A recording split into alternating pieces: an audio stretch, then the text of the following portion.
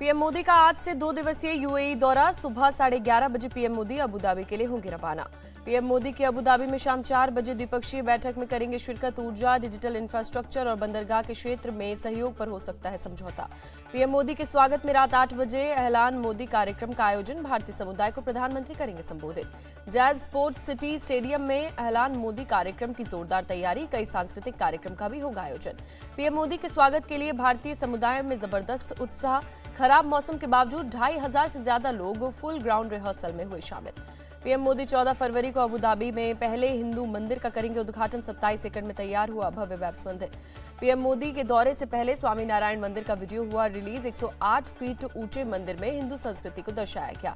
Abu Dhabi के बाद PM Modi का 14 फरवरी को कतर दौरा। दोहा में कतर में अमीर शेख तमीम बिन हमद अल थानी के साथ होगी द्विपक्षीय मुलाकात। पीएम मोदी कतर से पूर्व नौसैनिकों की रिहाई के लिए करेंगे शुक्रिया अदा। विदेश सचिव विनय क्वात्रा ने दी जानकारी।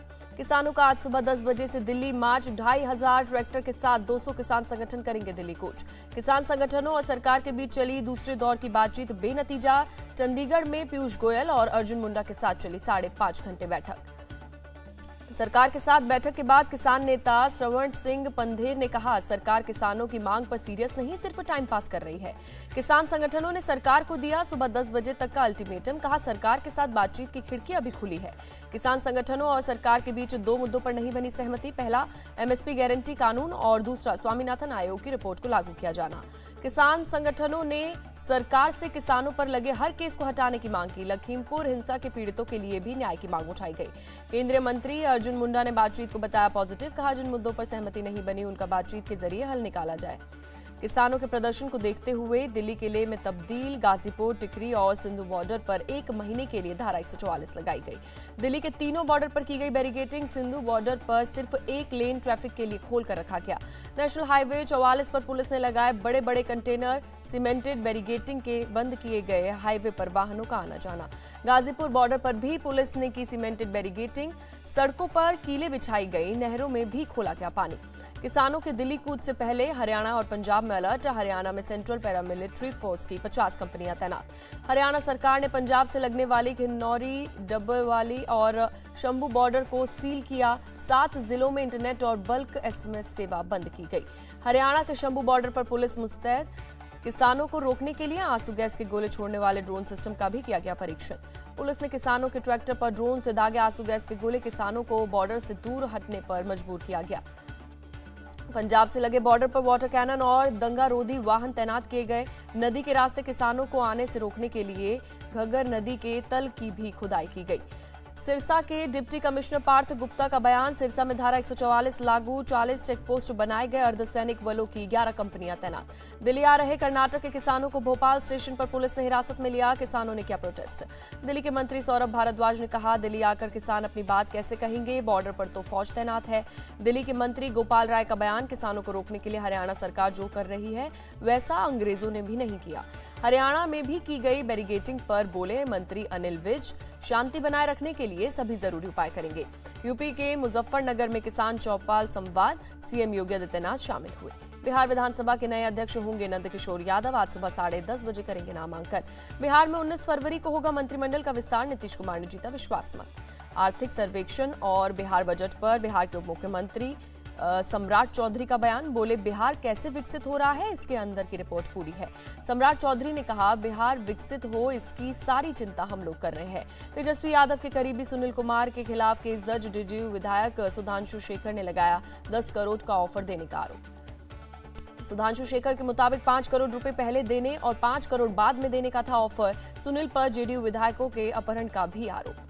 बिहार विधानसभा में नीतीश कुमार के समर्थन में पड़े 129 वोट। फ्लोर टेस्ट से पहले विपक्ष ने किया वॉकआउट।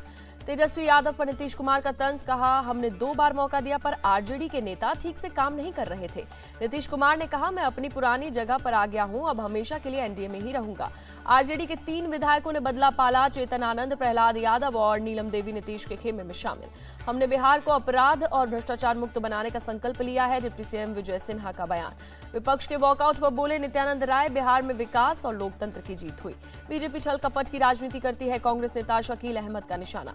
बिहार बीजेपी विधायक शैलेंद्र कुमार का बयान, हम तोड़ने में नहीं जोड़ने में विश्वास रखते हैं।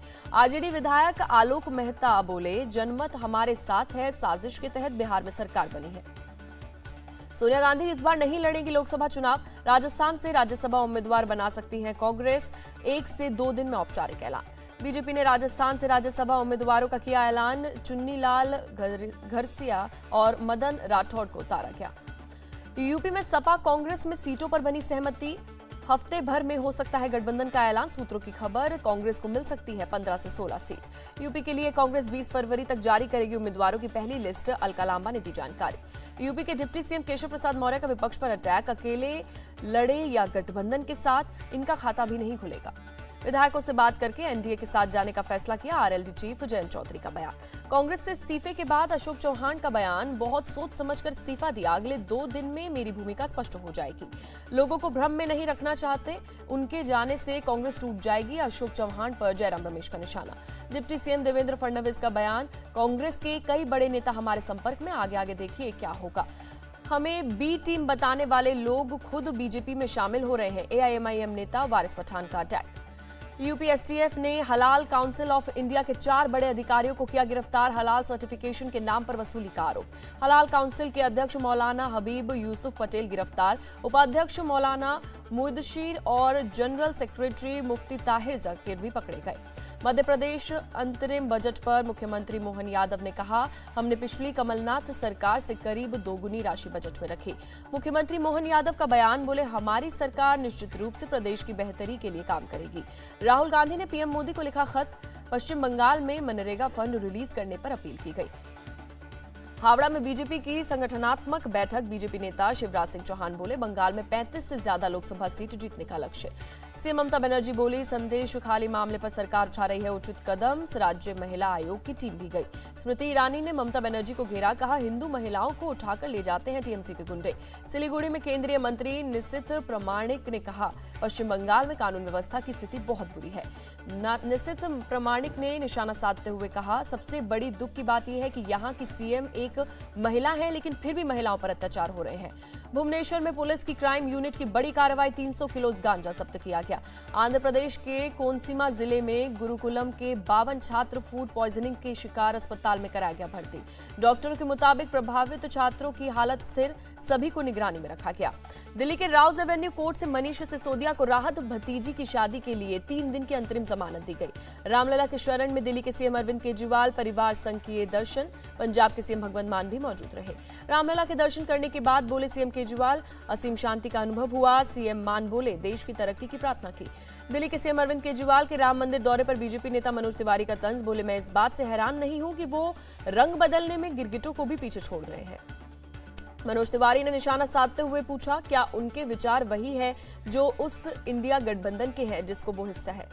आर्मी चीफ मनोज पांडे का आज से अमेरिका का 4 दिवसीय दौरा, रक्षा सहयोग समेत कई मुद्दों पर होगी बातचीत। बहुविवाह और यूसीसी के लिए मजबूत कानून बनाने पर कर रहे हैं काम, असम के सीएम हेमंत बिस्व शर्मा का बयान। अब 44 नहीं 46 साल की उम्र में भी सरकारी नौकरी के लिए कर सकेंगे अप्लाई, तेलंगाना सरकार का बड़ा फैसला। गोवा के वेरना में मुख्यमंत्री प्रमोद सावंत ने महालसा नारायणी मंदिर में देवस्थान के कई विकास कार्यों की रखी आधारशिला, मंदिर में पूजा भी की गई। इंग्लैंड के खिलाफ तीसरे टेस्ट से बाहर हुए केएल राहुल, देवदत्त पडिक्कल टीम में शामिल। पहले टेस्ट में केएल राहुल हुए थे चोटिल, एनसीए में कर रहे हैं रिहैब। श्रेयस अय्यर भी पीठ दर्द की वजह से टेस्ट सीरीज से बाहर हुए। 15 फरवरी से भारत और इंग्लैंड के बीच होगा राजकोट में मुकाबला। वॉको India open international kick boxing championship में निवेदा श्रीनिवासन तीसरे स्थान पर रही। टूर्नामेंट में 900 प्रतिभागियों ने लिया हिस्सा। भारत ने अंडर 16 महिला चैंपियनशिप के लिए संभावित फुटबॉल टीम का ऐलान किया। नेपाल में प्रतियोगिता का होगा आयोजन। केन्या के एथलीट केल्विन किप्टुम और उनके कोच की नैरोबी में सड़क दुर्घटना में मौत हुई। किप्टुम ने मैराथन में बनाया था वर्ल्ड रिकॉर्ड।